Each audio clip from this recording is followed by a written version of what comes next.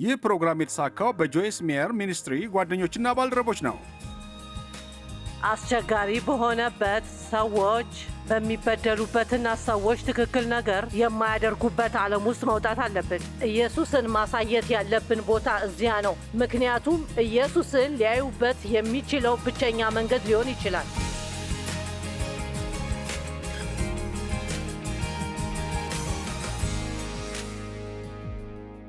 ጳውሎስ የገላትያውያንን የመጨረሻ ምዕራፍ ከሰዎች ጋር ባለን ግንኙነትና እንዴት መያዝ እንዳለብን ተናግሯል። ብዙዎቹ ያለባችሁ ችግር የሰዎችንም ችግር እንደሆኑ ትስማማላችሁ። አሜን። ትናንትና ማታ ያልኩትን ሰምታችኋል። ሁሉም ሰዎች ወደ ቤት እስኪመጡ ድረስ በጣም መንፈሳዊ ነኝ። ማለቴ ያው ድሮ የማስተማሪያ ካሴቶች ነበሩኝ እና ሙዚቃዎቼን ቀኑ ሙሉ ቤት ውስጥ ሆኜ ሙዚቃዬን አዳምጥ ነበር። የመጽሐፍ ቅዱስ ጥቅሶችን አወጣ ነበር። እንደ ተባረኩ ይሰማኝ ነበር። ከዚያ ልጆች ከትምህርት ቤት ሲመጡ ይንጫጫሉ፣ ዕቃ ማንጠባጠብ እና ማቆሸሽ ሲጀምሩ እኔ ከቅዱስነት ወደ ቁጡ ሰው እቀየራለሁ። ያ ብዙም አስቂኝ አልነበረም እና ስለዚህ ሰዎች ለእኛ ፈተና ናቸው። ሰዎች መንፈሳዊነታችን የምንለማመድባቸው ናቸው። አሜን። እሁድ ጠዋት ቤተ ክርስቲያን በምትማሩበት ነገር፣ ሰኞ ጠዋት ስራ ላይ በምታገኟቸው ሰዎች ትለማመዳላችሁ። እሁድ ምናልባት ከጎናችሁ ያሉት እንደናንተ ቅዱሳን ናቸው፣ ወይም ቢያንስ እንደዛ እያስመሰሉ ነው፣ ምክንያቱም ቤተ ክርስቲያን ውስጥ ስላሉ። ሰኞ ወደ ስራ ስትሄዱ ወደ ሌላ ሰው ነው የምትሄዱት። ስለዚህ እሁድ የተማርነው ሰኞ ላይ ተግባራዊ ማድረግ አለብን። አሜን። እሺ፣ በቤተ ክርስቲያን ያለው አንዱ ችግር ቤተ ክርስቲያን እንሄዳለን፣ በሁሉም ነገር እንስማማለን፣ ግን በአንድም በሌላ መንገድ ወደ ማህበረሰቡ ይዘነው አንወጣም። እዛ ነው የሚያስፈልገው ቦታ። ወደ ትንሿ ቤተ ክርስቲያናችን ማህበራዊ ክበቦች ብቻ ሄደን መንፈሳዊ መሆን የለብንም። አስቸጋሪ በሆነበት ሰዎች በሚበደሉበትና ሰዎች ትክክል ነገር የማያደርጉበት ዓለም ውስጥ መውጣት አለብን። ኢየሱስን ማሳየት ያለብን ቦታ እዚያ ነው። ምክንያቱም ኢየሱስን ሊያዩበት የሚችለው ብቸኛው መንገድ ሊሆን ይችላል። ስለዛ እንድታስቡበት እፈልጋለሁ። በእውነቱ እንደ አማኝ ትልቅ ኃላፊነት አለብኝ። እግዚአብሔር የሚጠቀምባቸው በመድረክ ላይ ያሉትን ጥቂት ሰዎች ብቻ እንደሆኑ አታስቡ። ምክንያቱም ሁላችንም ከሚጠቀምብን በላይ እናንተን የሚጠቀምበት ይበልጣል። የእኔ ስራ ቅዱሳንን ወጥተው የአገልግሎት ስራ እንዲሰሩ ማሰልጠን ነው። እናንተ እዚህ መጥታችሁ ስሰራ ስለምታዩኝ ብቻ አይደለም፣ ወይም ቴሌቪዥናችሁን አብርታችሁ ስሰራ ስለምታዩኝ አይደለም። በሰማችሁኝ ቁጥር እንዴት መስራት እንዳለባችሁ እያስተማርኳችሁ ነው። ሰው ፊት እንዴት እንደምትወጡ ያንን ለማድረግ ከፈለጋችሁ እግዚአብሔር ሁልጊዜ ይጠብቃችኋል ብዬ ላበረታታችሁ ነው። ሰምታችሁኛል? ትኩረት ካደረጋችሁና ዋና ግባችሁ እንዴት በፍቅር መጓዝ መማር ከሆነ ያ ማለት ምንድን ነው? ስለ ሰው ፍቅር አይደለም ያወራሁት፣ የእግዚአብሔር አይነት ፍቅር ነው። ወደ ዓለም ወጥተን የእግዚአብሔር አይነት ፍቅር ካሳየን እግዚአብሔር ሁልጊዜ ይጠብቀናል። የምትፈልጉትን ሁሉ ይሰማል። ምንም እንኳን አንዳንድ ጊዜ ኢፍትሐዊ በሆነ መንገድ ብትታዩ በዛ ማለፍ ቢኖርባችሁ እግዚአብሔር ሁልጊዜም አሁን አድምጡኝ፣ እሱ ሁልጊዜ ያጸድቃችኋል። በሕይወታችሁ ሁልጊዜ ፍትህ ያመጣል። እሱ ሁልጊዜ የተሳሳቱ ነገሮችን ያስተካክላል። መጽሐፍ ቅዱስም እግዚአብሔር ለቀድሞ ችግራችን ድርብ በረከቶች እንደሚሰጥ ይናገራል። እሱ የፍትህ አምላክ ነው። ምን ያህሎቻችሁ በደል ደርሶባችኋል? እሺ፣ ታሪኬን ታውቃላችሁ። በአባቴ ተበድዬ ነበር። ብዙ ከባድ ጊዜ አሳልፌያለሁ። ነገር ግን ሳድግ ላረኳቸው ነገሮች እግዚአብሔር በእጥፍና በ3 እጥፍ እንደባረከኝ ልነግራችሁ መጥቻለሁ። ብችል እንኳን እንደምመልሰው እርግጠኛ አይደለሁም። ምክንያቱም ያንን ባላልፍ ኖሮ አሁን ሕይወቴ እንደዚህ ቆንጆ እንደሚሆን አላውቅም ነበር። ምናልባት ባሳለፋችሁት ነገር ሁሉ ለራሳችሁ ማዘናችሁን ማቆም ትችላላችሁ። በእግዚአብሔር ድርብ በረከት ላገኝ ስለሆነ ተደስቻለሁ በሉ። ምክንያቱም እግዚአብሔር ሊሸልማችሁ ስለሆነ። አሜን። ምን ያህሎቻችሁ ለሰዎች ጥሩ ስለመሆን የሚያስተምር ስብከት የሚያስፈልጋችሁ? የሆነ ሰው። ሁላችሁም ግን አይደለም። ያው አንዳንዶቻችሁ እንደሚሰለቻችሁ ገምታለሁ። እሺ፣ ገላትያን 6 ቁጥር 1 እና 2 ወንድሞች ሆይ አንድ ሰው በኃጢአት ውስጥ ገብቶ ቢገኝ መንፈሳውያን የሆናችሁ እናንተ በገርነት ልትመልሱት ይገባል። ነገር ግን አንተም እንዳትፈተን ራስን ጠብቅ። አንዱ የሌላውን ከባድ ሸክም ይሸከም። በዚህም ሁኔታ የክርስቶስን ሕግ ትፈጽማላችሁ። እሱ እየተናገረ ባለው አዲሱ ሕግ ውስጥ የፍቅር የነጻነት ሕግ ነው። ካሁን በኋላ ስለ ብሉይ ኪዳን ሕጎችና ደንቦች መጨነቅ አይኖርብንም። ኢየሱስ አንድ ማድረግ ያለባችሁን ትእዛዝ እሰጣችኋለሁ አለ። እኔ የምወዳችሁን ያህል ሰዎችን መውደድ ተማሩ። በዚህ ፍቅር የእኔ ደቀ መዛሙርት እንደሆናችሁ ሰዎች ሁሉ ያውቃሉ። አንድ ሰው ምንም ሳይሆን ትልቅ የሆነ ቢመስለው ራሱን ያታልላል። ሰዎችን እንድንበድል የሚያደርገው ምንድን ነው? የተሻልነን ብለን ስለምናስብ።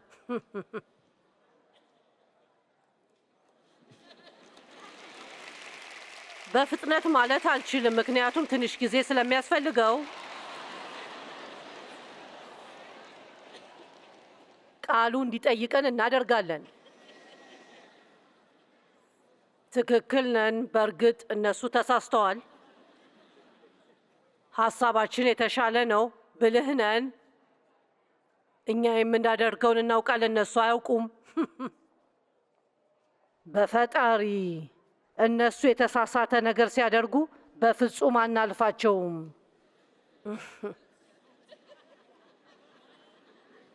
እንዳልገባችሁ አታስመስሉ።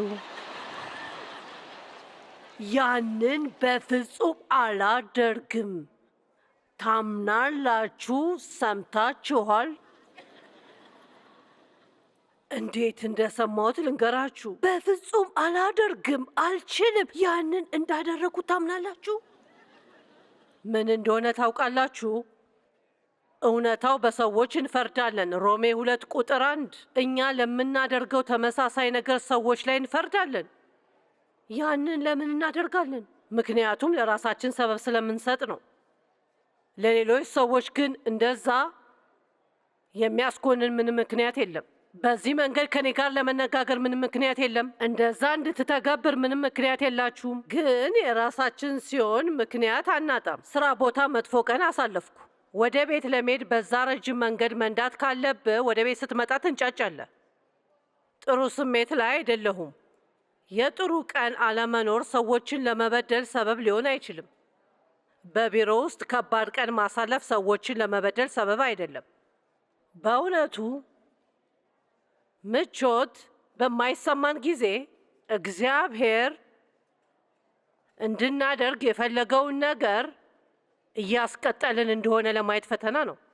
በዚህ ትምህርት ውስጥ አብዝቼ ካልተናገርኳቸው ነገሮች አንዱ ጳውሎስ በዓይኑ ላይ ከባድ የሆነ ችግር ነበረበት እና ምን እንደነበረ ማንም በትክክል አያውቅም። የሆነ ኢንፌክሽን አይነት ነገር ዓይኑ ላይ ወጥቶበት ነው ለማየት እንኳን ደስ አይልም ነበር እና ለመጻፍ ከብዶት ነበር እና ስለዚህ መጨረሻ ላይ ከሚናገራቸው ነገሮች አንዱ በደንብ እንደምገባበት አላውቅም። ትላልቅ ፊደሎችን ይሄንን እየጻፍክ እንደሆነ እንድታውቁ እፈልጋለሁ አለ።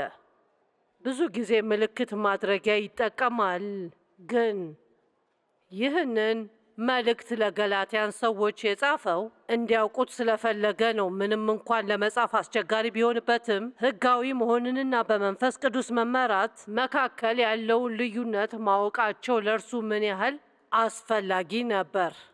በስጋና በጸጋ ሥራ መካከል ያለውን ልዩነት ያውቁ ነበር፣ ምክንያቱም ሁለት የተለያየ የሕይወት መንገዶች ነበሩ።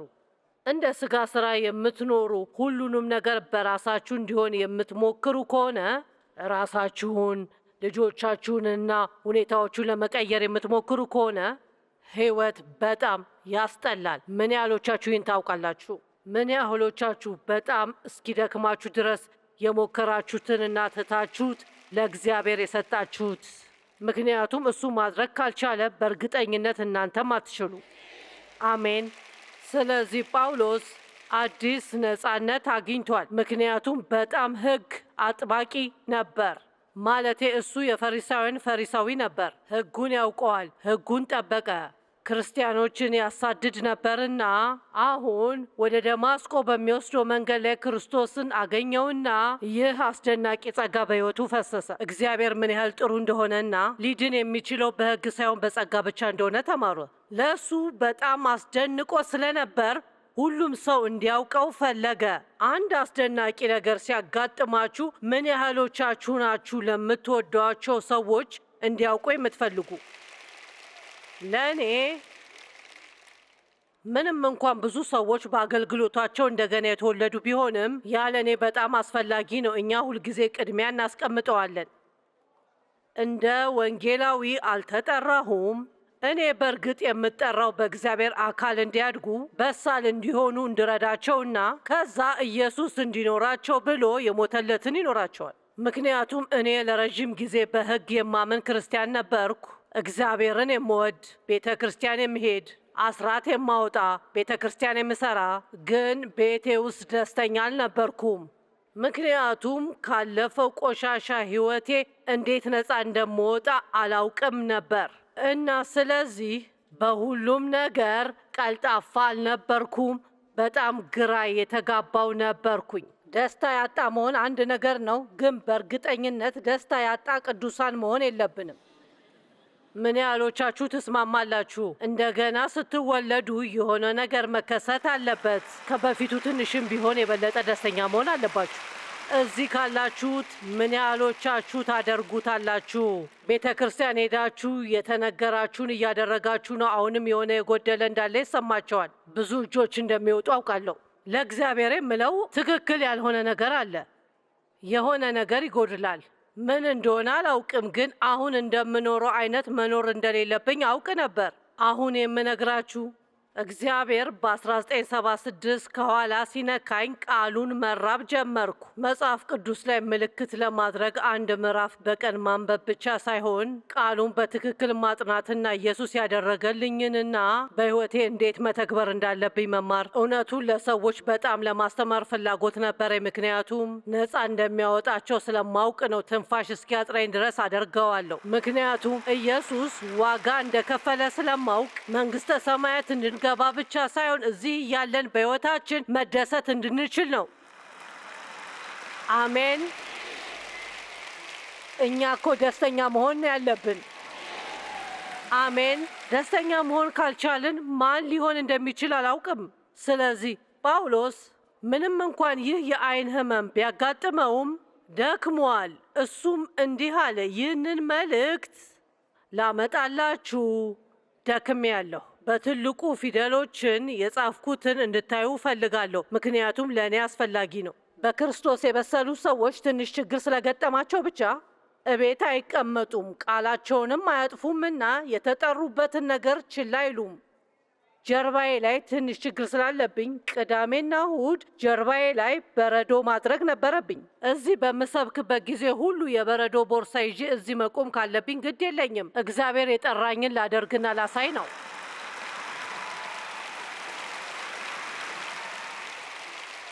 እናንተም እንደዚህ እንድታደርጉ አበረታታለሁ። በስራ ቦታ መጥፎ ቀን ስለነበራችሁ ለ24 ሰዓት ወደ ታች ወደ ላይ እንድትሉና ሰዎች እንድትበድሉ ፈቃድ የሰጣችሁ የለም።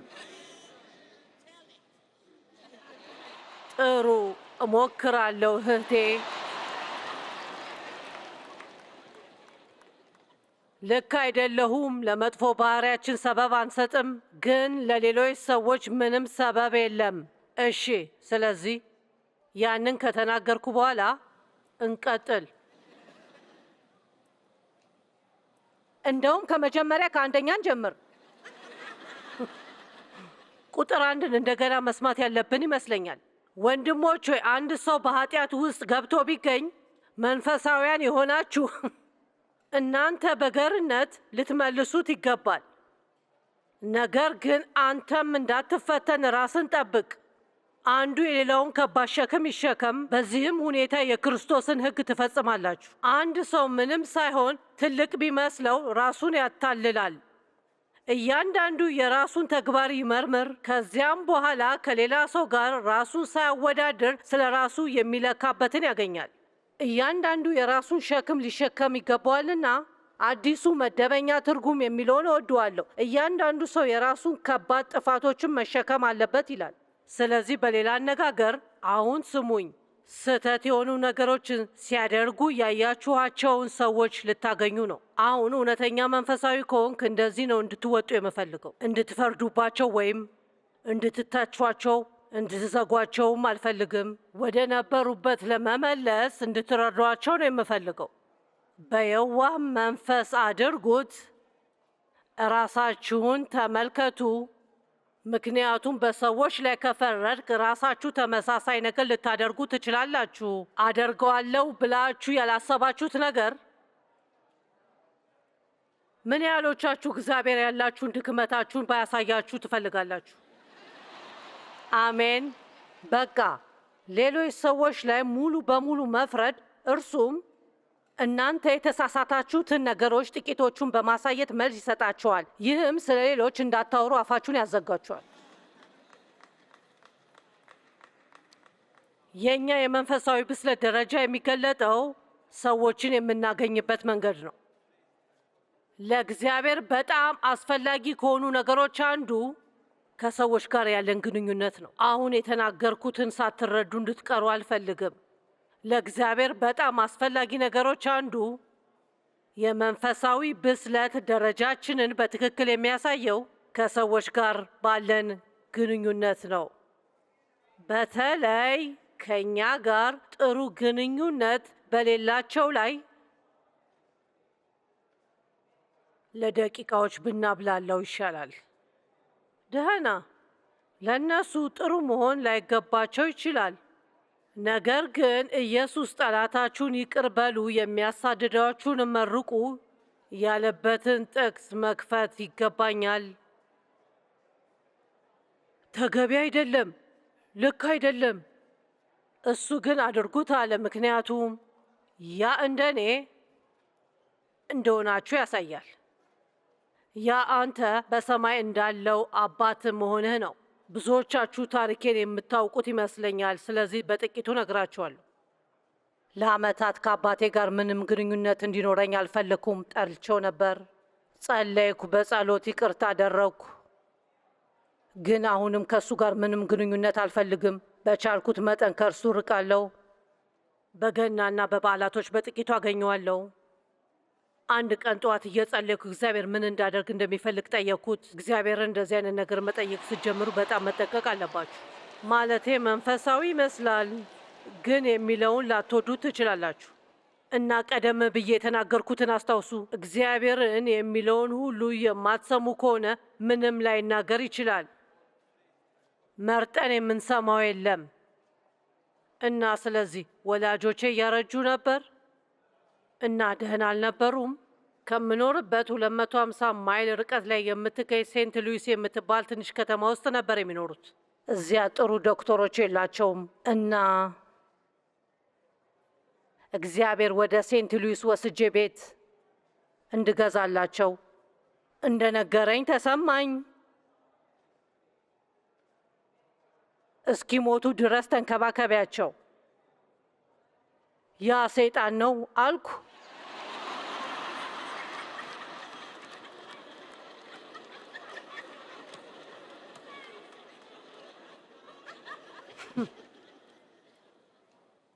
ሰይጣንን በኢየሱስ ስም እገስጽሃለሁ። ለምን እንደሆነ ታውቃላችሁ? ምክንያቱም ያንን እንዳደርግ እግዚአብሔር እንደጠየቀኝ ማመን አልቻልኩም። ያንን እንዳደርግ እንደጠየቀኝ ማመን አልቻልኩም። ግን እግዚአብሔር ሐሳቡን አይለውጥም። ስለዚህ በሚቀጥለውም ለመጸለይ ሞከርክ፣ ያው ነው። በሚቀጥለውም እንደዛው ነው። እኔና ዴቭ ብዙ ገንዘብ አልነበረንምና ለሌላ ሰው ቤት መግዛት ወደ ኋላ ይመልሰናል። አይሆንም እንደሚለኝ እርግጠኛ ሆኜ ዴቭን አማከርኩት እና እሱም እሺ እግዚአብሔር ነገርሽን ብታደርግ ይሻላል አለኝ። ስለዚህ ረከስ ያለ ቤት ለመግዛት ሞከርኩ፣ ግን አልሆነም። ጥሩ ቤት መግዛት ነበረብኝ። ከዛ ታሪኩን ለማሳጠር ሁሉንም አልነግራችሁም። ታውቃላችሁ፣ አባቴ ብዙም የተደሰተ አይመስልም ነበር። ወይም እናቴ እኔ እናትሽ ነኝ፣ ልትንከባከቢኝ ይገባል አለችኝ። ለአንዳቸውም ምንም ነገር እንዳደርግ የሚያስገድደኝ ምንም ምክንያት አልነበረኝም፣ ምክንያቱም ከመጉዳት በስተቀር ለእኔ ምንም አላረጉልኝም። ነገር ግን እንደ ክርስቲያን እንደ ማንኛውም አይነት ሰው መሆን የለባችሁም። እዚህ ናችሁ። ያንን አሳ መኪናችሁ ውስጥ ባደረጋችሁ ቁጥር ያንን መስቀል አንገታችሁ ላይ አጥልቁ። እያሳወቃችሁ ነው። ተመልከቱኝ፣ እዩኝ። በዓለም ላይ እንዳሉት እንደ ማንኛውም ሰው አይደለሁም። ሰው ወዳድና ደግ ነኝ። ለማንኛውም ባጭሩ ለአባቴ መዳን መግቢያ በር ሆኖ ተገኘ። እሱ አሁን ገነት ነው። እኔ ያሰብኩት ግን ያው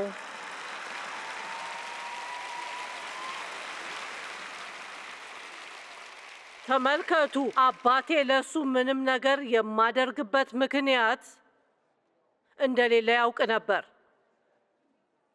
አንድ ቀን ለዴቭ እንዲህ ብሎት ነበር፣ አብዛኞቹ ወንዶች ይገሉኝ ነበር፣ እናንተ ግን ያደረጋችሁት ፍቅር አሳያችሁኝ።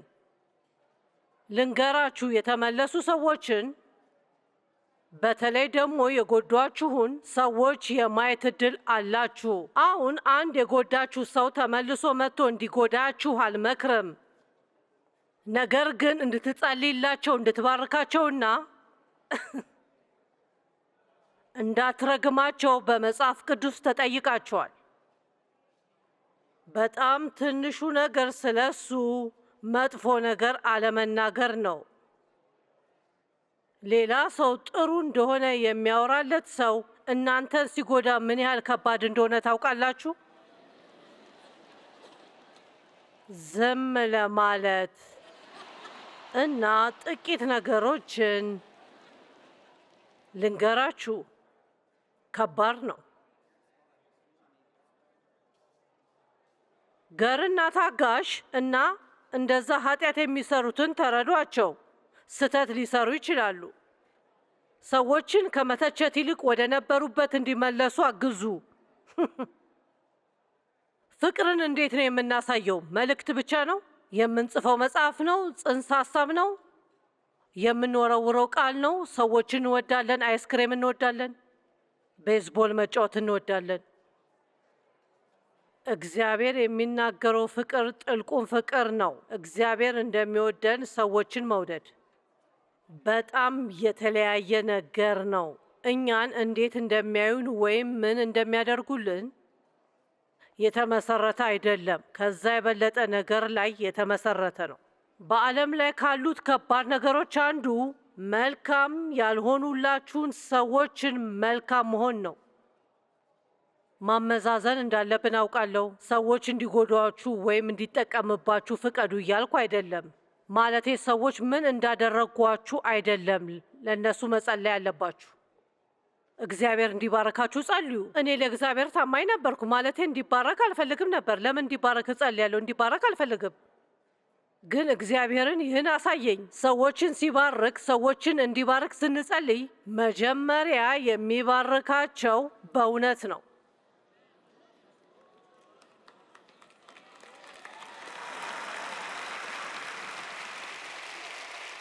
ሰዎች እንዲባረኩ ስትጸልዩ መጀመሪያ ከሚያገኟቸው ነገሮች አንዱ ጥፋታቸውን ማየት ነው። ምን ያህል መጥፎ ድርጊት እንደፈጸሙ ለመወንጀል እየሞከራችሁ ሊሆን ይችላል። ከእናንተ ፈጽሞ ሊቀበሉት አይችሉም። ማድረግ ያለባችሁን በስጋ መስራት አቁሙና ወደ እግዚአብሔር እንዲዞሩ ስሩ። በሉ እንጂ መጽሐፍ ቅዱስ እንደሚለው በሕያው እግዚአብሔር እጅ መውደቅ እጅግ የሚያስፈራ ነው። አሜን። ስለዚህ ስለ እነሱ መጥፎ መናገር ምን እንዳደረጓችሁ ለሰው ሁሉ መናገር አቁሙ። ሕይወታቸውን ታድሶ ለማየትና ያን እውነት ለማወቅ ከእግዚአብሔር ጋር ትሰራላችሁ። ሁላችንም የሚገባንን ካገኘን ትልቅ ችግር ውስጥ እንገባለን። ስለዚህ ጥሩ ምርት እናጭድን ዘንድ ጥሩ ዘር እንዝራ። ስለዚህ ፍቅር የሚታየው ሌሎች ሰዎችን እንዴት እንደምናስተናግድ፣ እንዴት እንደምናናግራቸውና እንደምናወራ፣ ስለ ሌሎች ሰዎች እንዴት እንደምናስብ እና ለሰዎች ስላደረግነው ነገር ወይም ስለምናደርገው ነገር ነው። ጳውሎስ ለገላትያን ሰዎች በጻፈው ደብዳቤ ላይ በፍቅር መራመድ እንዳለብን ይናገራል። በመጽሐፍ ቅዱስ አንደኛ ቆሮንቶስ ምዕራፍ 13 ላይ እንዲህ ይላል፣ ፍቅር ታጋሽ ነው፣ ደግሞም ቸር ነው። ፍቅር አይመቀኝም፣ ለሌሎች ሰዎች ጥሩ ነገር ይመኛል። ስለዚህ ፍቅርን እንደ ዳይመንድ እንድናየው ፈልጋለሁ። ታውቁ አይደል? ዳይመንድ በጣም ብዙ ገጾች አሉት። በሌላ መልኩ ወደ ሌላ ጎን ስትገለብጡት የተለየ ነገር ታያላችሁ። የተለያየ ቀለም ታያላችሁ። ትንሽዬ ሰማያዊ ቀለም ታያላችሁ እና ሌላ ቀለሞችን ታያላችሁ። እንደማስበው ከሆነ ፍቅርም እንደዛ ነው። ፍቅራችሁን የምታሳዩበት በጣም ብዙ መንገዶች አሉ። ስለዚህ ፍቅር የሌሎች ሰዎችን ጥፋት ይታገሳል። ፍቅር የረጅም ጊዜ ስቃይ ነው። ረጅም ጊዜ ስቃይ የሚለው ቃል እንዳያመልጠን። ገብቷችኋል? እሱም ማለት ከሌሎች ሰዎች ጋር ግንኙነት የሚኖራችሁ ከሆነ ምክንያቱም በግንኙነት አብሯችሁ የምትሆን ፍጹም የሆነ ሰው ስለሌለ፣ በጣም ይቅርታ፣ ግንኙነት አብራችሁት ካላችሁት ሰው ጋር ብዙ ጊዜ ስታሳልፉ ግንኙነታችሁ ሲጀምር ያላያችሁትን ባህሪ ማየት ትጀምራላችሁ። ብዙዎቻችሁ ከተጋባችሁ በኋላ የምትገረሙት ለዚህ ነው። እኔና ዴቭ ከተገባበዝን በኋላ እንዳገባው ጠየቀኝ። እኔም እሺ አልኩት እና እንዲህ እያልኩ ነግረዋለሁ በፍጥነት አንተ መቆጣጠር ከምትችለው በላይ የሆነ ሰው እያገባህ እንደሆነ ስለምታውቅ አታገባኝም ነበር። እሱ ፈተና ይወዳል። እግዚአብሔር ሚስት እንዲሰጠው እንዲህ በማለት ጸልየዋል። እርዳታ የሚፈልግ ሰው አድርገው። ስለዚህ ጸሎቱ ተመልሶለታል። ስለምትጸልዩት ነገር መጠንቀቅ አለባችሁ። አሁን ጊዜ ትንሽ ከጮህኩበት እንዲህ ይላል፣ ይኸው የድሮ እሳት ያገባዎች ለዚህ ነው ይለኛል።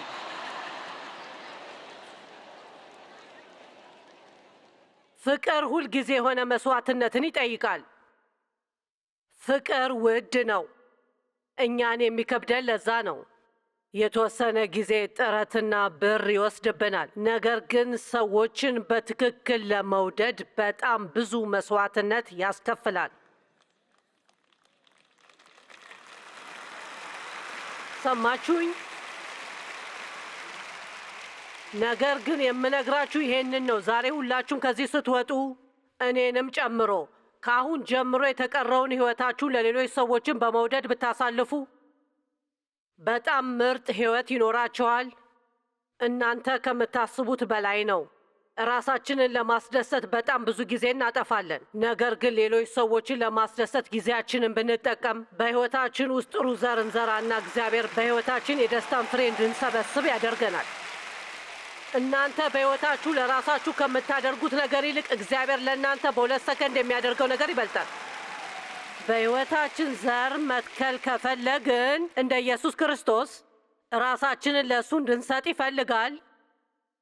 እግዚአብሔርን ሁልጊዜ እንዲህ ብላችሁ ጠይቁት፣ ዛሬ ለአንተ ምን ላድርግልህ? በየቀኑ ጠዋት ራሳችሁን ለማዳን የሚያስፈልጋችሁን ነገሮች ዝርዝር መስጠታችሁን አቁሙ። ሰማችሁኝ? አንዳንዶቻችሁ እንዲህ ትላላችሁ፣ እግዚአብሔር ሆይ በሕይወት የሆነ ነገር ካላጋጠመኝ መቀጠል የምችል አይመስለኝም። አይ ትችላላችሁ። ትችላላችሁ።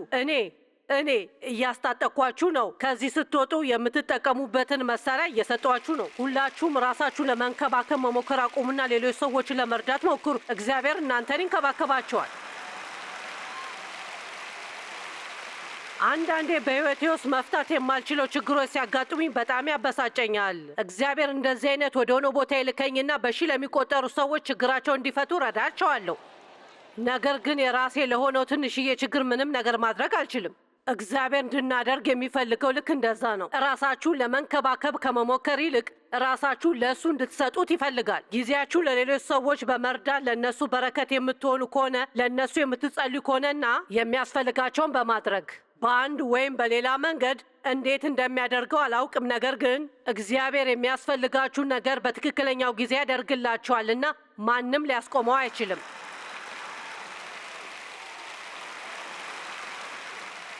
አሜን። የሌሎች ሰዎችን ምስጢርና ኃጢአት መናገር አቁሙ።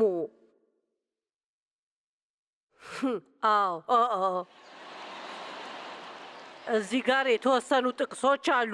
ምሳሌ 11:13 ሐሜተኛ ምስጢር አይጠብቅም፣ ታማኝ ሰው ግን ምስጢር ይጠብቃል። መከበር ከፈለጋችሁ ሌሎች ሰዎችን አክብሩ። ስህተት ስትሰሩ ለሌሎች ሰዎች ስህተታችሁን ለሁሉም እንዲነግሩ ትፈልጋላችሁ ወይም ለራሳችሁ ብቻ እንዲይዙ ትፈልጋላችሁ? መልስ አላገኘሁም። ይህንን እወደዋለሁ። ምሳሌዎች 18:6 የተላላ ከንፈር ጠብ ያመጣበታል፣ አፉም በትር ይጋብዛል። ይህንን እንዴት ትወዱታላችሁ? የሌሎች ሰዎችን ምስጢር የምንናገር ከሆነ በተለምዶ በመጨረሻ ራሳችን ላይ ችግር ይፈጥርብናል። የምንጀምረው አሁን ይህንን እኔ እንደነገርኩ ለማንም እንዳትናገር ከምናረጋቸው ነገሮች ሁሉ ሞኝ የሆነው ነገር ነው። ምክንያቱም ለሌላ ሰው ሄደው ይናገራሉ። ልክ ለአንተ እንዲህ ብሎ እንደነገራችሁ ይህንን እንደነገርኩ ለማንም እንዳትናገር፣ ይህንን እንደነገርኩ ለማንም እንዳትናገር በማለት ትናገራላችሁ። እነሱም እኔ እንደነገርኩ ለማንም እንዳትናገር ብለው ይናገራሉ። ምሳሌ 25:9 ስለ ራሱ ጉዳይ ከባልንጀራ ጋር በምትከራከርበት ጊዜ የሌላውን ምስጢር አታውጣ። ማቴዎስ 18:15 በዚህኛው ምዕራፍ ውስጥ በብዛት የሚያወራው ሌሎችን ይቅር ስለማለት ነው እና እንዲህ ይላል፣ በወንድም ላይ የሆነ ነገር ካለብህ፣ በእናንተና በወንድማችሁ መሃል የሆነ ነገር ካለ ወደ እሱ በግል ሂዱ። ወንድም ቢበድልህ ሄደህ አንተና እርሱ ብቻ ሆናችሁ ጥፋቱን ንገረው። ቢሰማህ ወንድምህን እንደገና የራስህ ታደርገዋለህ። ባይሰማ ግን ቃሉ ሁሉ በሁለት ወይም በሶስት ምስክሮች ፊት ስለሚጸና ለትንሽ ሰዎች ብቻ ተናገሩ። ነገር ግን ዋና ሀሳቡ እሱን ለመመለስ እየሞከረ ነው። ያደረገው ነገር ትክክል እንዳልሆነ እንዲያውቅ ለማድረግ እየሞከረ ነው። ሌላ ተጨማሪ ምሳሌ በአንደኛ ጴጥሮስ 4:8 ላይ አለ። ፍቅር ብዙ ኃጢአትን ይሸፍናልና ሰዎች በደል ሲፈጽሙብን ሄደን አናናግራቸውም ማለት አይደለም። ነገር ግን ለሌሎች ሰዎች እየሄድን ሐሜት ማውራት የለብንም። ስንቶቻችሁ ናችሁ የሌሎችን ሰዎችን ምስጢር መናገር ማቆም ያለባችሁ? በመካከላችን የተወሰኑ ሐቀኛ የሆኑ ሰዎች አሉ። ዘፍጥረት 9:18-27 በጣም ጥሩ ምሳሌ ነው።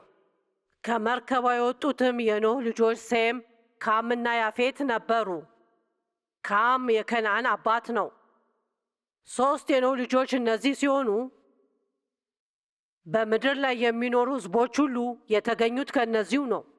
ኖህ ገበሬ ነበርና ወይን ተከለ። አሁን ይሄ ከጎርፉ በኋላ ነው። ጎርፉ ካበቃ በኋላ ሕይወታቸው እንደገና መኖር ሲጀምሩ ነው። ከወይኑም ጠጅ ጠጥቶ ሰከረ። በድንኳኑ ውስጥ እርቃኑን ተኛ። ይህም ማለት ምንም ልብስ አልለበሰም። የከነዓን አባት ካም የአባቱን እርቃነ ሥጋ አየ። ወደ ውጭ ወጥቶ ለሁለቱም ወንድሞቹ ነገራቸው። እናንተ አባታችንን መታችሁ እዩት። የሰዎች መሳቂያ ሆነዋል። ሰክሯልና ምንም ልብስ አልለበሰም። ማለቴ በጣም ብልህ አልነበረም። ከዛን ሴምና ያፌት እነሱ ብልሆች ነበሩ። ልብስ ወስደው በጫንቃቸው ላይ አደረጉና የአባታቸውን እርቃነ ሥጋ እንዳያዩ ፊታቸውን አዙረው የኋሊት በመሄድ የአባታቸውን እርቃነ ሥጋ ሸፈኑ። እነሱ አከበሩት፣ ሌላኛው ግን አላከበረውም። ፊታቸውን ወደ ኋላ ስላዞሩ የአባታቸውን እርቃነ ሥጋ አላዩም። ኖህ ከወይን ጠጁ ስካር ሲነቃ ታናሽ ልጁ ያደረገበትን አወቀ። እንዲህም አለ፣ ከነዓን የተረገመ ይሁን፣ ለወንድሞቹም የባሪያ ባሪያ ይሁን። ደግሞም የሴም አምላክ እግዚአብሔር ኤሎሄም ያህዌ ይባረክ፣ ከነአን የሴም ባሪያ ይሁን። እግዚአብሔር ኤሎሄም የያፌት ግዛት ያስፋ፣ ያፌት በሴም ድንኳኖች ይኑር፣ ከነአንም የእርሱ ባሪያ ይሁን አለ። ስለዚህ ማለቴ ባሮጌው ኪዳን አዎ፣ ነገር ግን የአባቱን ስህተት የተናገረው ልጅ በእርግማን ውስጥ ኖረ እና የአባታቸውን ስህተት የሸፈኑት ልጆች የተባረኩ ሆኑ። የድሮም ወይም የአዲሱ ኪዳን ቢሆን በሕይወታችን ውስጥ ተመሳሳይ ነገር እንደሚፈጸም እርግጠኛ ነኝ። በሕይወታችሁ መባረክ ከፈለጋችሁ እና እኔም መባረክ ከፈለግኩኝ ማድረግ ያለብኝ በጣም አስፈላጊው ነገር ነው። ስንቶቻችሁ ናችሁ ሚስጥራችሁን የሚጠብቅላችሁ ሰውን ማግኘት ከባድ እንደሆነ የምታውቁት? ማለቴ በእውነቱ በፍጹም የሚያምኗቸው አንድ ወይም ሁለት ጓደኛ አለኝ የሚሉ በጣም ብዙ ሰዎች የሉም። እናንተ አንድ ሰው ካላችሁ በጣም ምርጥ ስጦታ ነው። በጣም ልታመሰግኑ ይገባል። አስታውሱ፣ የምንሰበስበው የዘራነውን ነገር ነው። ስለዚህ እንደዚህ አይነት ጓደኛ ከፈለጋችሁ እንደዛ አይነት ጓደኛ መሆን አለባችሁ። አሜን። እሺ፣ አሁን ስለ ሌሎች ሰዎች ችግር ስንሰማ ኩራታችንን መተው አለብን። ምክንያቱም እንደዛ መቼም አላደርግም ብሎ ማሰብ በጣም ቀላል ነው። የሌሎችን ሰዎች ጥፋት ወይም ስህተት ስንሰማ ባህሪያቸው እንዴት መጥፎ እንዳልሆነ አለማሰብ በጣም ከባድ ነው። እነሱ ያደረጉትን ነገር እኛ መቼም እንደማናደርገው እርግጠኛ እንሆናለን። አደርጋለሁ ብላችሁ የማታስቡትን ነገር በማድረግ አስደንቋችሁ ታውቃላችሁ? እንደዚህ እንዳትሉኝ፣ እጃችሁን በግማሽ አታውጡ። ተአምር ትፈልጋላችሁ ብዬ በጠይቅ ሁላችሁም በደንብ ታወጣላችሁ። የበላይነት ስሜት እንዳይሰማን ማድረግ አለብን። አሜን። የሆነ ሰው መጥፎ ነገር ሲያደርግ ስታዩ እኔ መቼም አላደርግም አትበሉ። እንደዚህ በሉ፣ እግዚአብሔር ሆይ እንደዚህ እንዳላደርግ ጸጋና ምሕረትን ስጠኝ እና እነሱን ለመርዳት እኔን እንድትጠቀመኝ እጸልያለሁ። እሺ፣ የሚስማማ ሰው ስላገኘው በጣም ደስ ብሎኛል። የራስ ወዳድነት ባህሪ እንዳይኖራችሁ ማድረግ አለባችሁ። እንደሚመስለኝ ከሆነ እግዚአብሔር ከሁሉም በላይ የራስ ወዳድነት ባህሪ በጣም ይጠላል። እግዚአብሔር በኢየሱስ ክርስቶስ ደም ትክክል እንድንሆን አድርጎናል። እኛ በእርሱ ሆነን የእግዚአብሔርን ጽድቅ እንድንሆን ኃጢአት የሌለበትን እርሱን እግዚአብሔር ስለ እኛ ኃጢአት አደረገው።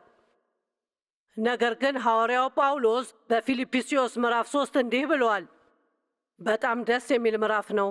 እሱ እንዲህ ብሏል፣ ተመልከቱት፣ የመኩራት መብት ያለው ሰው ቢኖር እኔ ነኝ። ሕጉን ተምሬያለሁ፣ ፈሪሳውያኖች ፈሪሳዊ ነኝ እና በጣም ብዙ ነገሮችን አድርጌያለሁ። ነገር ግን ወደር የሌለውን ጌታዬን ክርስቶስ ኢየሱስን ከማወቅ ታላቅነት ጋር ሳነጻጸር ሁሉንም እንደ ጉድለት ቆጥረዋለሁ ብሏል።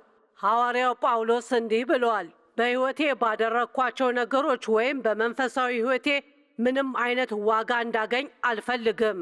ዋጋ ማግኘት የምፈልገው በኢየሱስ ክርስቶስ እምነቴ ብቻ ነው። ከኢየሱስ ክርስቶስ እምነታችን ውጪ እኛ በሌላው ሕይወታችን ምንም አይደለንም።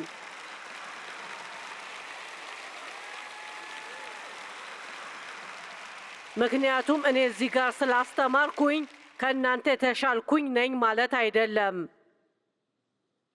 አሜን። ከሆነ ሰው ጋር በምሳ ሰዓት እያወራው ነበር። በእውነቱ ከስብሰባው በፊት ቀድሞ የሚመጣ ሰው ነው። ልብሶቼ በመኪና ስለሚመጡ አንዳንድ ጊዜ በደንብ መተኮስ አለባቸው እና እሱን የምታደርግልኝ ሴትዮ ናት እና እንዲህ አለችኝ፣ ትናንትና ልብስሽን ስተኩስ በጣም ደስ ብሎኝ ነበር። ለምን እንደሆነ ታውቂያለሽ? እግዚአብሔር ያዘዛችሁን ነገር ስታደርጉ ትደሰታላችሁ እና እግዚአብሔር እንድትሰሩ ካዘዛችሁ ነገር ውጭ ለሌሎች ሰዎች አስፈላጊ ነው ብለው የሚያስቡትን ነገር ማድረግ አለብኝ ብላችሁ አታስቡም። ሰዎች ዴቭን ብዙ ጊዜ ጆይስ ትሰብካለች እና አንተ እየሰበክ ስላልሆነ ብለው ይጠይቁታል። እግዚአብሔር ዴቭን ከብዙ ዓመታት በፊት ምን እንዳለ ታውቃላችሁ? እኔ የሰጠሁን ነገር የምታደርግ ከሆነ ሁልጊዜ ደስተኛ ትሆናለህ። ለእሷ የሰጠሁትን ነገር ለማድረግ ስትሞክር ደስተኛ አትሆንም። ሌሎች ሰዎች የሚያደርጉትን ነገር በማድረግ ደስተኛ አትሆኑም። እግዚአብሔር እዚህ እንድትሆኑ ካልመረጣችሁ እመኑኝ፣ እዚህ ጋር መሆን አትፈልጉም። ምክንያቱም ይሄ ከአንድ በላይ ገጽታ አለው። እዚህ የማደርገው ነገር ከማደርጋቸው ነገሮች በጣም ትንሹ ነገር ነው። ከብዙ ሰዎች ፊት ለፊት ስትሆኑ እናንተ ስለምታደርጉት ነገር የተለያየ አስተያየት አላቸው። ከምትለብሱት ልብስ ጀምሮ የፀጉራችሁ አሰራር ጭምር ሁሉንም ነገር በጣም ማሰብ አለባችሁ። ስለዚህ እግዚአብሔር ከኋላ እንድትሆኑ ካዘዛችሁ ልትደሰቱ ይገባል። ሰዎች ማንነታችሁን የማያውቁ ከሆነ ብቻችሁን ይተዋችኋል። አሜን። ዋናው አስፈላጊ ነገር እግዚአብሔር ማን እንደሆናችሁ ያውቃል። ምን እየሰራችሁ እንደሆነ ያውቃል።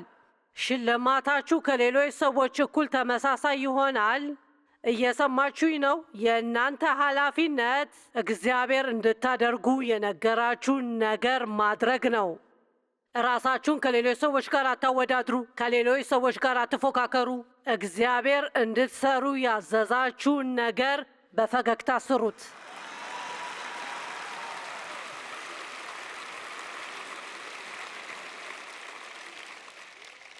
የበላይነት ስሜት የሉቃስ ወንጌል 18 ከ9 እስከ 14 ራሳቸውን እንደ ጻድቃን በመቁጠር ለሚመኩና ሌሎቹን በንቀት ዓይን ለሚመለከቱ ሰዎች ነገራቸው። የሚሆነው እንደዛ ነው። ሁለት ሰዎች ሊጸልዩ ወደ ቤተ መቅደስ ወጡ። አንዱ ፈሪሳዊ፣ ሌላው ቀረጥ ሰብሳቢ ነበሩ። ፈሪሳዊውም ቆሞ ስለ ራሱ እንዲህ ይጸልይ ነበር። አዲሱ መደበኛ ትርጉም የሚለው ደስ ይለኛል። እንዲህ ይላል፣ ፈሪሳዊ የሚጸልየው ለራሱ ነበር። ወደ እግዚአብሔር እየጸለየ አልነበረም። ራሱን ለማስደነቅ እየሞከረ ነበር። እግዚአብሔር ሆይ፣ እኔ እንደሌላው ሰው ሁሉ ቀማኛ፣ አመፀኛ፣ መንዝራ፣ ይልቁንም እንደዚህ ቀረጥ ሰብሳቢ ባለመሆኔ ያመሰግንሃለሁ።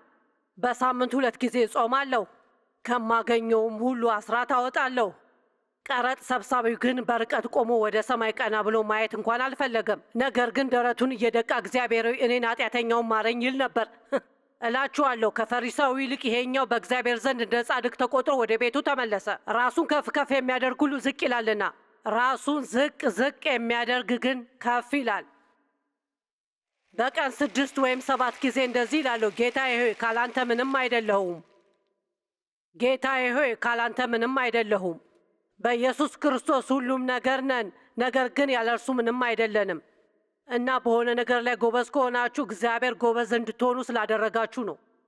ስለዚህ በሆነ ነገር ላይ እንደናንተ ጎበዝ ያልሆኑ ሰዎችን ዝቅ አድርጎ ማየት ሞኝነት ነው። ጳውሎስ እንዲህ ብሏል፣ ጠንክሬ ሰርቻለሁ፣ ግን እኔ አልነበርኩም፣ የእግዚአብሔር ጸጋ በእኔ ውስጥ ነበር የሚሰራው። የእግዚአብሔር ጸጋ ነው። እኛ መስራት የምንችለው እግዚአብሔር በሰጠን ጸጋ ብቻ ነው። ከሌሎች ሰዎች የተሻለ ምግባር ቢኖረን ራሱ ሁልጊዜ ማስታወስ ያለብን ፍጹም ከመሆን በጣም ሩቅ እንደሆነን ነው። አንደኛ ቆሮንቶስ 10:12 እወደዋለሁ። አንድ ነገር እነግራችኋለሁ፣ ስለዚህ ተደላድዬ ቆሜያለሁ የሚል ቢኖር እንዳይወድቅ ይጠንቀቅ። በጣም ምርጥ ጥቅስ ነው። እሱም በቀላሉ የሚለው የሆነ ሰው ድክመት ከሰማችሁ በኋላ ከእነሱ የተሻላችሁ መስሏችሁ ካሰባችሁ በጣም ልትጠነቀቁ ይገባል። ምክንያቱም እግዚአብሔር የእናንተን ጥፋት ያጋልጣል። ከኃይለኛው ከእግዚአብሔር እጅ በታች ራስን ዝቅ አድርጉ። ጥሩ ምክር ነው። ራሳችንን ዝቅ ካላደረግን እግዚአብሔር በደስታ ያደርገዋል።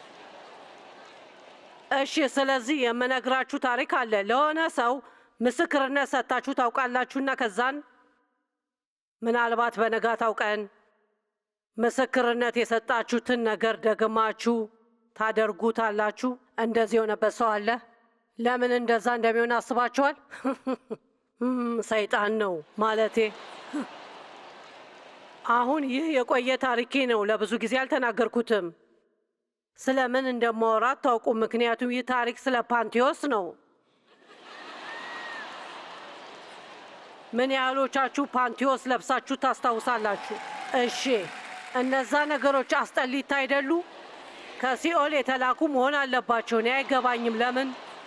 ማለቴ እስከዚህ ከላይ የምናደርገው ፓኒሆስ ማለቴ እሱን ለመልበስ የምታወጡት ኃይል ቀኑን ሙሉ እንዲደክማችሁ የሚያደርግ ነው። እና ታውቃላችሁ በጣም ውድ ናቸው። ለብዙ ጊዜ እንዲቆዩ የቻላችሁትን ታደርጋላችሁ ዝም ብላችሁ። ታውቁ አይደል? እሱን ስታደርጉ መጠንቀቅ አለባችሁ። ምክንያቱም ፓኒዮስ ስታደርጉ ጥፍራችሁን ከተጠቀማችሁ በፍጥነት ይቀደዳል። ከዛ ሌላ ጊዜ ደግማችሁ አታደርጉት። አያችሁ፣ ስለ ሁሉም ነገር አወራለሁ። ይቅርታ። ታውቃላችሁ፣ እኔ ታውቁ አይደል ወደ ትምህርት ቤት አልሄድኩም። እኔ ሄድኩት የመንፈስ ቅዱስ ትምህርት ቤት ነውና እሱ ያስተማረኝ በሱቅ ውስጥና በሽንት ቤትና ታውቁ አይደል እንደሱ አይነት ቦታዎች ነው። እና አንድ ጊዜ እኔና ዴቭ የሆኑ ባልና ሚስት ራት ለመጋበዝ ወሰድናቸው። ምንም ነገር አልነበራቸውም እና ልንባርካቸው ፈልገን ወደ ምርጥ ሬስቶራንት ወሰድናቸው። እኔና እሷ በአንድ ላይ ተነስተን ወደ ሽንት ቤት ሄድን። ዴቭ በድንገት ተነስቶ ሌላ ሰውዬን ሽንት ቤት መሄድ ትፈልጋለህ ብሎ ቢጠይቀው በጣም እንግዳ ነው የሚሆነው። እንግዳ እንደሚሆን አስቡ። ነገር ግን ሴቶች ሁልጊዜ ሽንት ቤት መሄድ ትፈልጊያለሽ ብለው ይጠይቃሉ። ተነስቶ አንድ ላይ መሄድ የተለመደ ነው ብለን እናስባለን፣ ምክንያቱም እዛ ሄደን እናወራለን። እሷ አንዱ ሽንት ቤት ውስጥ ናትና እኔ ሌላኛው ላይ ሆኜ እናወራለን፣ ወደኋላና ወደፊት እያደረግን። ስለዚህ እኔ ልብሴን እያስተካከልኩ ነበርኩና ሳላውቅ ፓንቲዮሱን ቀደድኩትና እንዲህ አልኩኝ፣ ወይኔ እንደገና አይሆንም። እና እሷ እንዲህ ብላ ጠየቀች፣ ችግሩ ምንድን ነው? እኔም ያበላሸሁት ፓንቲዮስ ነው ብዬ መለስኩላት። እሷም እንዲህ አለችኝ፣ ፓኒዮሴን አድርጌ እንደምጸልይ ታውቂያለሽ?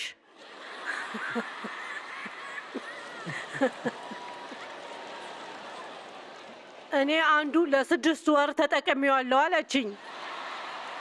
አሁን ልነግራችሁ የምፈልገው በጣም ተደንቄያለሁ። እና እኔ ያሰብኩት እኔ እምነት ያለኝ ሴት ነኝ፣ ነገር ግን ፓኒዮስ አድርጌ ጸልዬ አላውቅም። ፓኒዮስ አድርጎ ስለ መጸለይ አስቤ አላውቅም። ስለዚህ ለማንኛውም በጣም መጥፎ ስሜት ተሰማኝ። ታውቁ አይደል? ልክ ዋው! ታውቁ አይደል? እዚህ ጋር ጠፍቶብኝ ነበር እና ስለዚህ ከትንሽ ቀናት በኋላ አገኘኋትና በጣም እንግዳ የሆነ ነገር አጋጠመኝ ብላ ነገረችኝ። እኔ ምን ተፈጠረ ብዬ ጠየኳት። እሷም ለ6 ወር ተጠቅሜያቸዋለሁ ብዬ ከነገርኩሽ በኋላ በነጋታው ተቀደደብኝ ብላ ነገረችኝ። እኔም እዛው ባለሁበት ታውቁ አይደል እግዚአብሔርን ለምን እሷ ላይ ተከሰተባት ብዬ ጠየኩት። ምን ብሎ መለሰልኝ? እየጎረረች ስለነበረ ነው።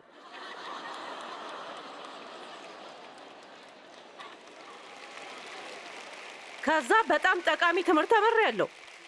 እዛው ሽንት ቤት ውስጥ ከፓንቲዮስ ትምህርት ተመሪያለሁ። ይህንን ትምህርት ቤት እንደማትማሩ እርግጠኛ ነኝ፣ ነገር ግን ጠቃሚ ትምህርት ነው።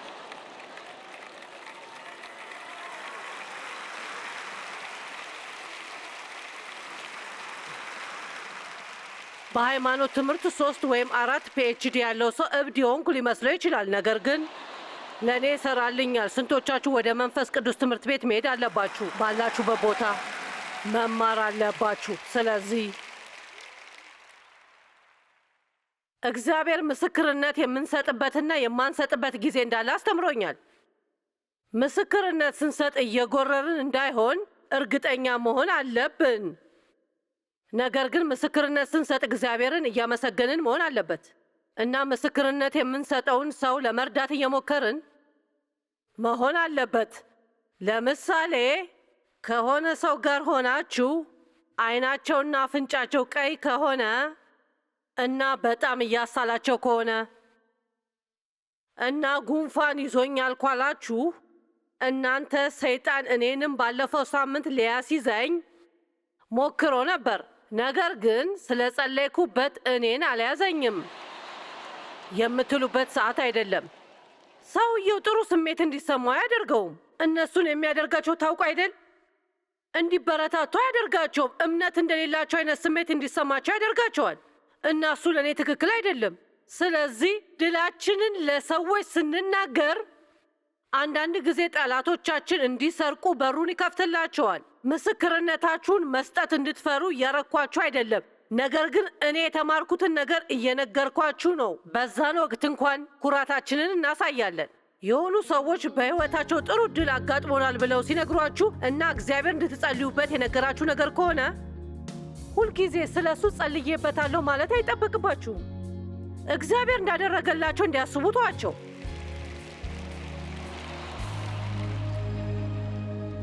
ዛሬ በሕይወታችሁ ደስተኛ ስለሚያደርጋችሁ ነገር ሚስጥር ልነግራችሁ ነው። ተዘጋጅታችኋል? ራሳችሁን ለማስደሰት መሞከር አቁሙ። እንደዚህ ብላችሁ ልታስቡ ትችላላችሁ። ቆይ አንድ ጊዜ፣ መልሱ ይሄ ነው። እውነተኛ ደስታ የሚገኘው እግዚአብሔርና ሌሎች ሰዎችን በመውደድ ነው። ሌሎችን ሰዎች ለማስደሰት ጊዜያችሁን ስትጠቀሙ ራሳችሁ ደስተኛ ትሆናላችሁ።